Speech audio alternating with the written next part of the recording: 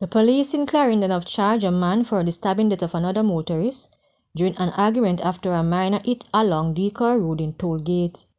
Charged with murder is Christopher Sullivan, also known as Bread, a 39-year-old laborer of Ebony Park housing scheme in Tollgate.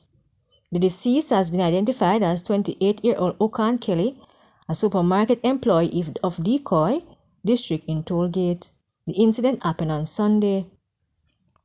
It is reported that Kelly was driving a grey Toyota Axia motor car along the Decoy main road when the mirror of his vehicle hit the mirror of a Toyota Probox being driven by the accused. Both drivers stopped and an argument developed between them, during which the accused allegedly used a knife to stab Kelly in his upper body. Kelly managed to drive himself to his house and was later assisted to hospital where he died while undergoing treatment. The police were then contacted, and on arrival, Kelly's body was seen with a stab wound to the left shoulder arm and the left side of his upper back. Meanwhile, scores of tributes have been pouring in on social media platform for Kelly, with friends and relatives describing him as a quiet and humble individual who was most undeserving of such tragic demise.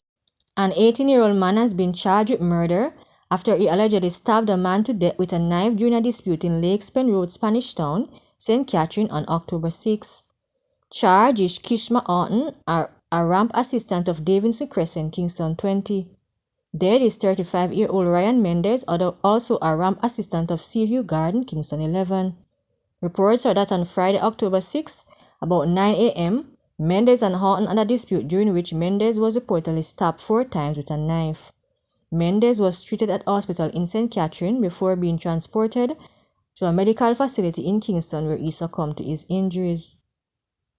Horton was arrested and charged on Sunday, October 21, following an interview in the presence of an attorney.